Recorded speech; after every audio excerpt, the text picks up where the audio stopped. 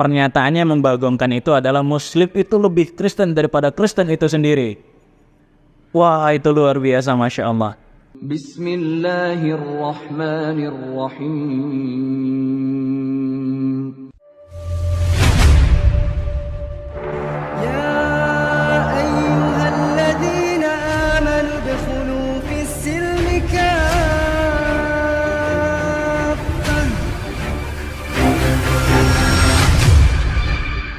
Bismillah. Alhamdulillah, wassalatu wassalamu ala rasulillah, la haula wa la quwata illa billah. Perkenalkan, saya Diki Adi Putra. Kelahiran saya di Medan, Sumatera Utara. Saya dibesarkan, alhamdulillah, dengan keluarga muslim. Tetapi, ya suatu ketika, ya terjadilah sesuatu, yakni saya keluar dari agama saya, dan kemudian alhamdulillah dengan hidayah dari Allah Subhanahu wa taala saya dapat masuk ke dalam agama Islam kembali, dan kemudian saya berkuliah dengan semangat, alhamdulillah, dengan sukacita di tempat yang saya tuju, ya, di kuliah perbandingan agama atau namanya sekarang studi agama-agama di UIN Sunan Kalijaga, dan alhamdulillah telah selesai di 2021 kemarin. Ya, demikian itu latar belakang saya.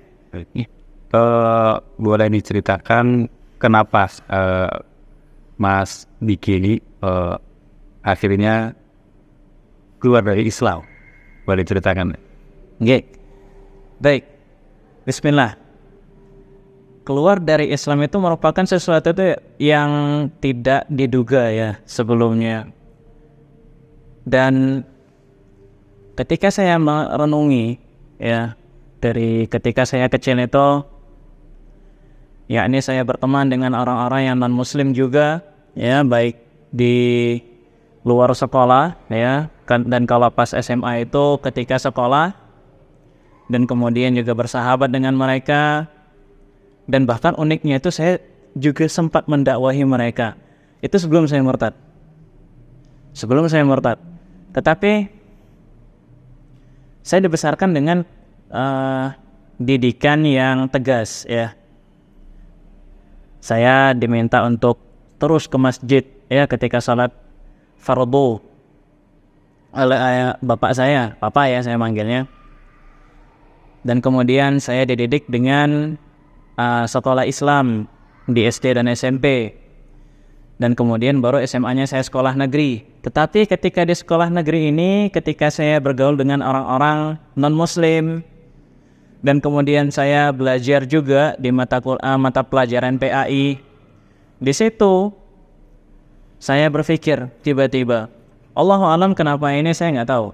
Tapi tiba-tiba itu saya berpikir, kalau guru-guru itu terus-terus menerangkan Islam itu benar, agama yang lain itu salah, adakah keterangan-keterangan yang menjelaskan sebaliknya, Islam itu salah, agama yang lain itu yang benar? Ada nggak sih kayak gitu? Nah, di situ saya Allahu a'lam tiba-tiba terpancing sendiri untuk mikir kayak gitu, ya, terpancing sendiri, sehingga itu yang membuat saya buka kembali laptopnya, kemudian googling. Nah, ketika nge-googling itu dan ketemu di situ banyak artikel. Nah, di situ ya tentu ditulis oleh ya kebanyakannya orang Kristen. Ya, diambil dari sisi sejarahnya, diambil dari sisi teologisnya, diambil dari sisi studi kritik teks Al-Qur'annya dan sebagainya. Nah, di situ kemudian iman saya mulai goncang. Dan ya mungkin bagi sebahagian orang ini merupakan perkara yang biasa. Tetapi kalau bagi saya pribadi perlu diketahui bahwasanya saya ini orangnya polos dulu. Dengan kepolosan cara berpikir saya ketika saya SMA dan kemudian langsung dijejelin dengan banyaknya artikel itu yang membuat saya itu kemudian ragu. Ya, itu yang membuat saya kemudian ragu, berpikir keras sampai di suatu hari saya demam. Tapi saya tetap harus sekolah. Itu kejadiannya di kelas 11, di kelas 2 SMA. Saya tetap harus sekolah walaupun dalam kondisinya yang demam, nggak enak badan sama sekali. Nah, kemudian saya berpikir di sekolah, kemudian ketika pulang saya masih lanjut berpikir, malamnya saya berpikir, sampai kemudian akhirnya saya memutuskan, kalau misalkan benar yang dikatakan atau dituliskan oleh mereka-mereka ini tentang Islam, kenapa saya tetap memeluk agama Islam? Dan kemudian saya melepaskan agama saya dalam hati. Dan kita tahu ya, bahwasannya yang namanya iman itu ya harus diyakini dalam hati, ya, selain diucapkan dengan lisan dan dilakukan dengan perbuatan. Tapi kalau misalkan hatinya sendiri udah melepaskan, ya udah, perbuatan apapun kita lakukan. Ya saya masih sholat waktu itu, saya nggak beritahu orang tua saya masih sholat, tetapi dengan sholat yang hampa. Saya tetap mengucapkan Assalamualaikum, ucapannya pun hampa. Terserah, salat itu kan merupakan doa ya. Tetapi ya udah, dia nggak usah. Terserah dia mau dapat doanya atau enggak, terserah. Saya sholat mau dapat pahala atau enggak, terserah. Tapi hati saya itu udah hampa dari keislaman. Dan ketika saya baca artikel yang lain, itu mengajak kepada masuk ke dalam agama Kristen. Dan di situ saya tertarik sebenarnya, karena memang saya sudah melepaskan keimanan Islam saya. Nah, tetapi saya tetap berpikir, karena memang saya keluar dari Islam dengan berpikir, ya.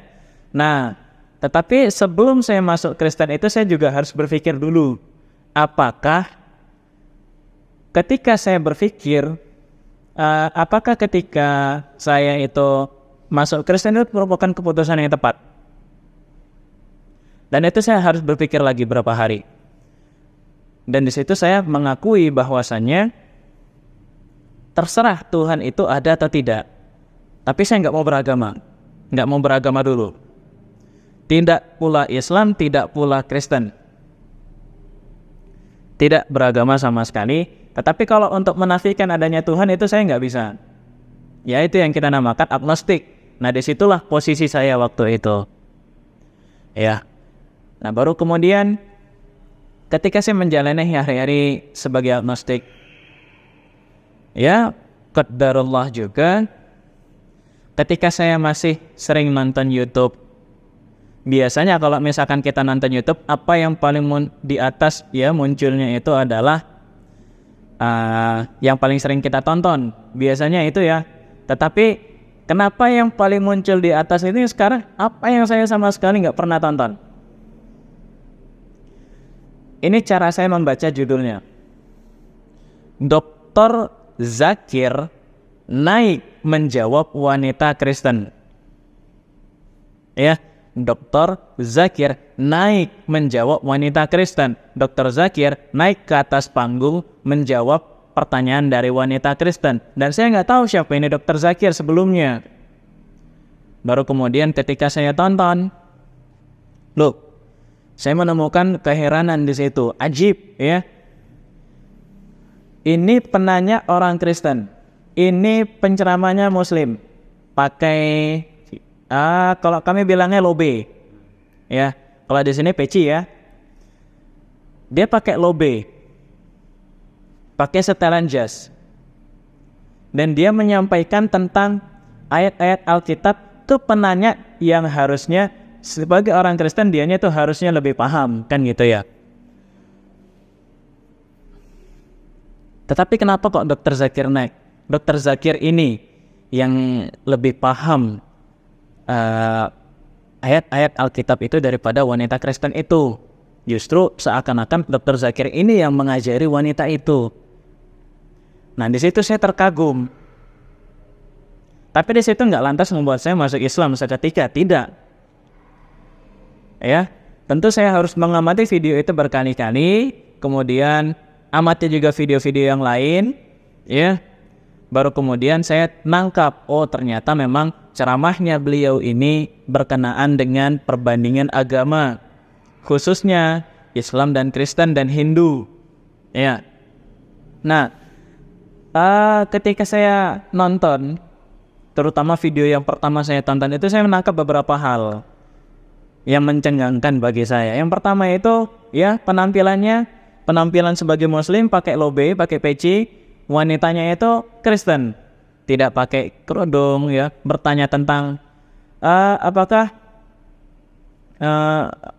saya masuk surga juga walaupun saya ini merupakan Katolik, saya berusaha untuk tetap baik, apakah saya akan tetap masuk surga, apakah saya akan tetap masuk neraka? Karena teman-teman muslim saya itu mengatakan saya akan masuk neraka.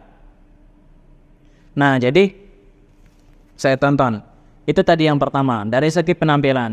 Kemudian yang kedua dari segi penguasaan. Dari apa yang kalau dulu saya masih sebutnya sebagai Injil. Ya, ketika Dr. Zakir Naik itu mengucapkan ayat-ayat Injil dengan referensi-referensi yang jelas, dan kemudian wanitanya ini iya cuman bisa iya. Ya memang terlepas beliaunya ini ya wanita Kristennya ingin tahu, bukan untuk mendebat. Tetapi apa yang disampaikan Dr. Zakir Naik itu banyak dalil-dalilnya itu ya. Banyak dalil-dalil dari Injil itu. Sehingga itu yang membuat saya itu semakin kagum. Apakah dia itu juga menghafal Injil di samping menghafal Al-Quran? Kenapa kok referensi dia itu sangat banyak, sangat tegas?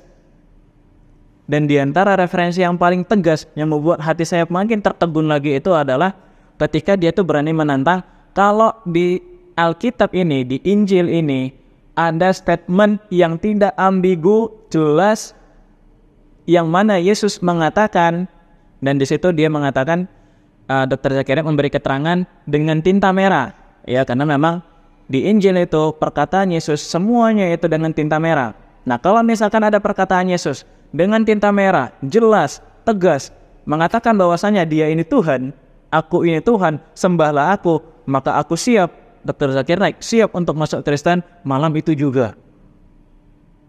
Nah di situ saya membuat tertegun, ya, membuat saya lebih tertegun lagi. Kemudian yang disampaikannya juga, Islam ini merupakan satu-satunya kepercayaan yang non-Kristen tetapi tetap harus mengakui Isa atau Yesus itu sebagai Nabi. Ya sebagai Nabi, sebagai Mesias, Yesus itu menyembuhkan orang lepra, orang kusta yang bawaan dari lahir. Kemudian dia juga merupakan yang paling dicintai oleh Tuhan, ya, dan sebagainya. Nah di situ saya lebih tertegun lagi. Oh ternyata Islam itu memang mengakui Isa itu setinggi itu juga. Tetapi ya itu tadi ya seperti yang dijelaskan sebelumnya, pemisah antara Islam dan Kristen itu adalah Muslim tidak mengakui Isa, tidak mengakui Yesus itu sebagai Tuhan, sedangkan orang Kristen itu mengakui. Baru kemudian Dr. Zakir bertanya kepada si wanita itu, apakah kamu yakin bahwa Yesus itu Tuhan? Singkat cerita, yakin. Maka Dr. Zakir itu mengatakan, membawakan referensi bahwasanya Tuhan itu lebih besar, Bapa itu lebih besar daripada saya, Bapa itu lebih besar daripada semuanya, ya. Aku mengusir setan dengan jemari Tuhan, kan?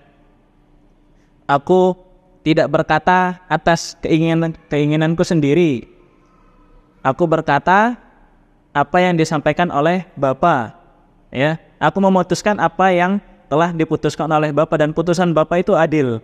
Karena aku tidak berkehendak dengan diriku sendiri, melainkan dengan kehendak Bapa. Jadi itu dari penampilannya yang pertama, kemudian dari cara dia menyampaikannya itu luar biasa.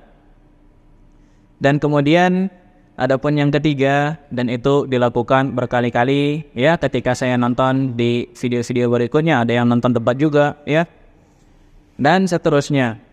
Nah kemudian itu yang jadi bahan pertimbangan saya berikutnya.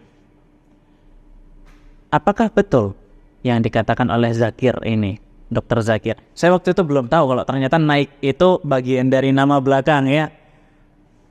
Nah baru tahunya itu ya pas berapa hari kemudian, oh ternyata namanya Dr. Zakir Naik ya. Nah kemudian saya itu pinjam Alkitab dari teman saya yang orang HKBP kalau nggak salah. Iya. Dia juga sahabat saya, sahabat baik. Ya, semoga Allah beri dia hidayah. Saya pinjamlah Alkitabmu itu. Waktu itu saya udah ngerti kalau bahasanya Alkitab bukan Injil saja.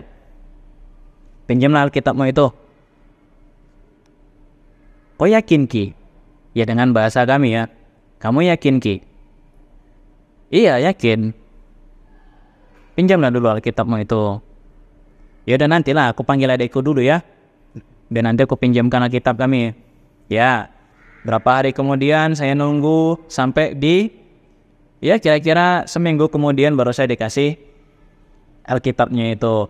Dan kemudian saya cek. Saya kan nggak mau percaya secara buta kan gitu. Saya cek referensi apa yang disampaikan oleh Dr. Zakir Naik ini. Misalkan Yesus itu disunat, umat Islam disunat, orang Kristen tidak. Ini tadi yang saya kelewat ya, by the way. Pernyataannya membagongkan itu adalah Muslim itu lebih Kristen daripada Kristen itu sendiri. Wah itu luar biasa, Masya Allah. Nah, kembali ke yang sekarang. Saya cek. Di dalam Lukas pasal 2 ayat 8, bahwasanya Yesus disunat di hari yang ke-8. Kemudian saya cek, oh iya betul. Kemudian di Imamat pasal 11 ayat 7-8 tidak boleh makan babi. Saya cek, oh iya betul.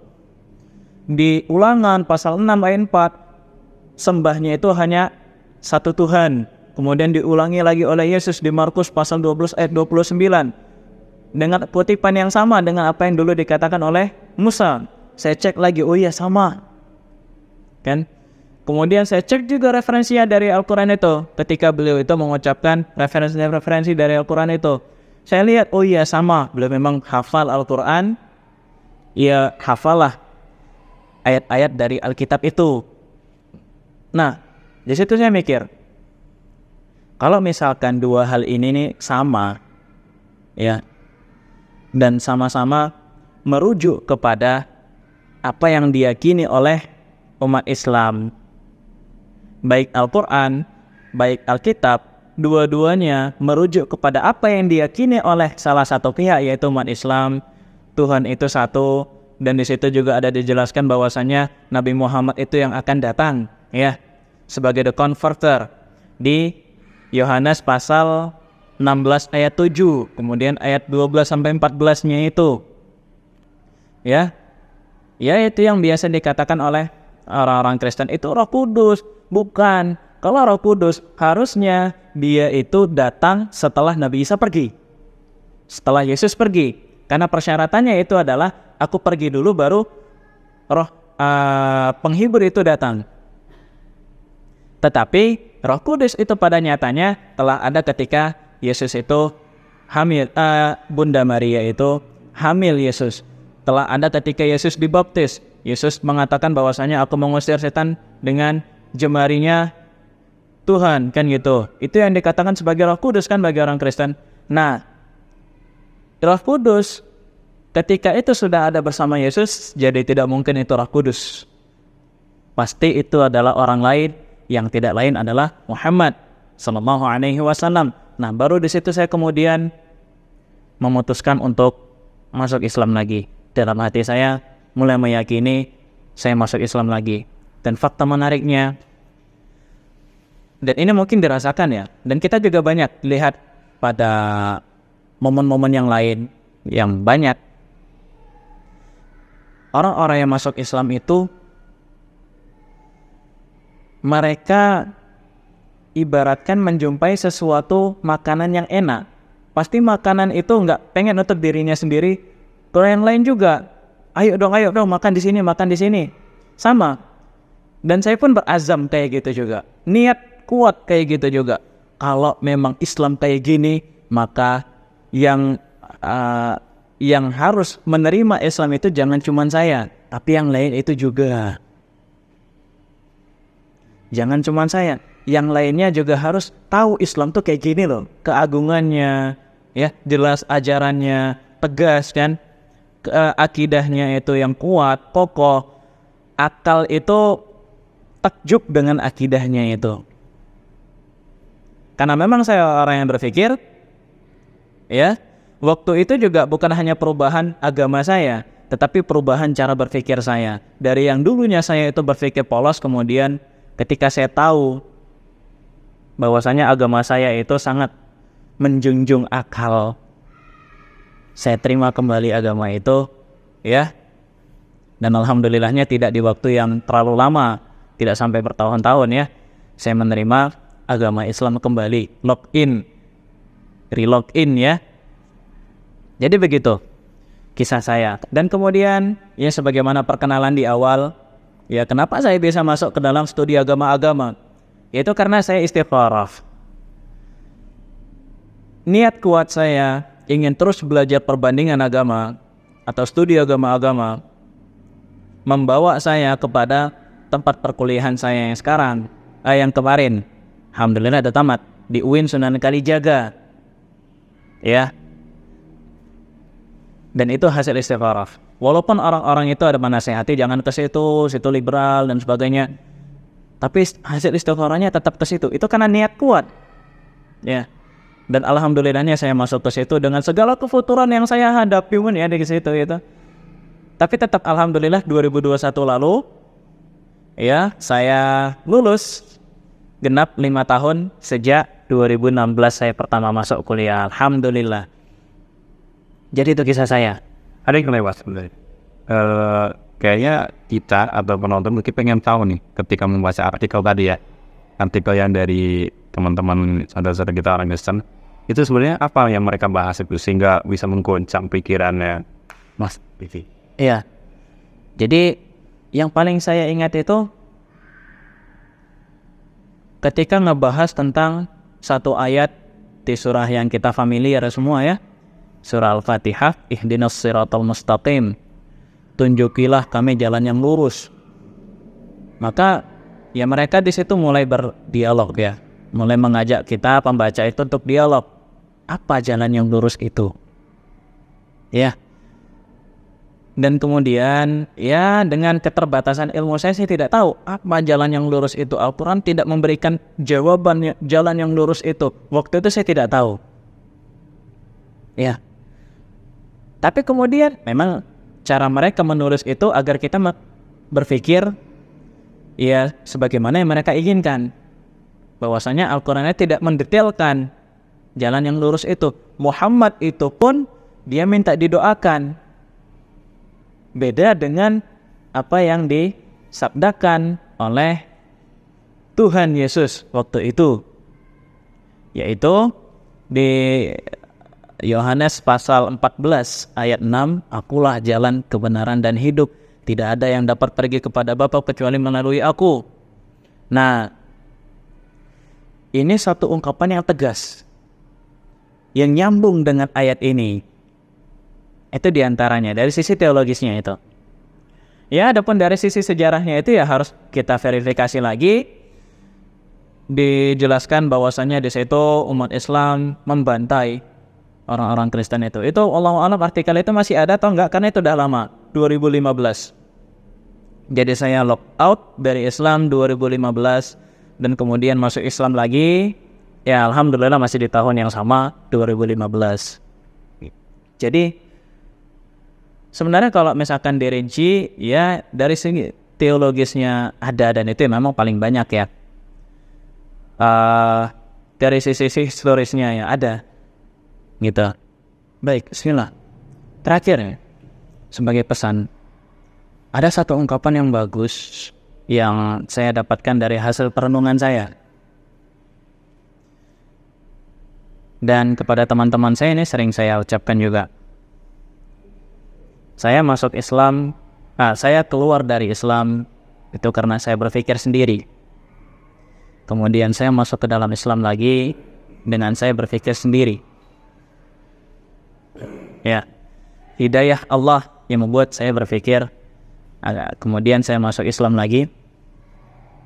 Nah, jadi pesan yang ingin saya sampaikan itu adalah Nabi SAW itu pernah bersabda, kullu mauludin yuladu 'alal fitrah. Setiap bayi baru lahir itu mereka lahir dalam keadaan fitrah, ya, beragama Islam. Sehingga yang namanya fitrah itu kan, ya, akal kita bagian dari fitrah. Kita sebagai manusia, kita manusia diciptakan punya akal. Nah, sehingga ketika kita itu masuk ke dalam Islam, sesungguhnya kita kembali kepada fitrah kita. Ketika kita mendakwakan Islam, sesungguhnya kita mengajak orang untuk kembali kepada fitrahnya. Jadi, ayo kita kembali kepada fitrah kita, untuk kemudian kita berjumpa dengan Tuhan kita dalam keadaan settingan pabrik, ya, istilahnya. Sebagai hamba Tuhan yang benar, Tuhan yang kita sembah juga Tuhan yang benar, kita juga menyembahnya dengan cara yang benar, ya, yaitu kita menyembah Allah dengan status kita sebagai seorang muslim. Itu fitrah kita. Itu, Mas, pesan dari saya terakhir. Allahu a'lam bishawab. Bismillahirrahmanirrahim. Assalamualaikum warahmatullahi wabarakatuh. Ya, kembali lagi ya teman-teman sekalian yang dirahmati oleh Allah Subhanahu wa taala. Bersama dengan saya Hendriko Santoso selaku narasumber di Ngaji Cerdas, mencerdaskan umat. Nah, teman-teman, di sini ada produk bagus nih. Namanya Sultan Parfum. Parfum para perindu surga. Nah, di sini ada 4 macam produk nih. Yang pertama, parfum dengan aroma Raudhah. Parfum dengan aroma Hajar Aswad. Parfum dengan aroma kasturi. Dan yang keempat adalah parfum aroma 2000 bunga. Nah, kalau teman-teman sekalian sedang umroh, lalu pulang ke tanah air dan rindu dengan suasana di Masjidil Haram maupun di Masjidil Nabawi atau di Mekah dan Madinah, teman-teman bisa beli nih Sultan Parfum dengan aroma-aroma yang menyesuaikan dengan suasana di Mekah ataupun Madinah. Nah, selain teman-teman beli parfum ini, nanti teman-teman dapat bonus gratisannya juga. Apa aja sih teman-teman gratisannya? Nih, yang pertama nanti teman-teman dapat kitab atau buku saku zikir pagi dan petang sesuai dengan sunnah. Nah, yang kedua, teman-teman nanti dapat gratis tasbih nih. Wah, lucu banget ya, imut nih, bisa dibawa kemana-mana. Yang ketiga, nanti teman-teman dapat juga nih kertas untuk bagaimana sih parfum ini digunakan untuk saat suasana apa aja. Di sini udah dijelasnya teman-teman semua. Nah, jadi teman-teman jangan lupa nih dibeli, informasinya ada di sini nih. Nah, dengan teman-teman membeli produk parfum Sultan ini, teman-teman sama saja dengan membantu operasional dakwahnya channel YouTube Ngaji Cerdas. Nah, luar biasa kan? Dengan harga berapa teman-teman sekalian? Cukup dengan 90 ribuan saja, teman-teman sudah bisa dapatkan ini semua nih. Masya Allah ya. Ini semua nih, semua teman-teman bisa dapatkan hanya dengan 90 ribuan rupiah. Teman-teman juga sudah termasuk membantu operasional dakwah, support channel YouTube Ngaji Cerdas. Nah, luar biasa kan? Nah, jadi tunggu apa lagi teman-teman ya? Segera hubungi di sini nih, di link yang tertera di bawah ini ya. Terima kasih ya teman-teman sudah menonton. Assalamualaikum warahmatullahi wabarakatuh.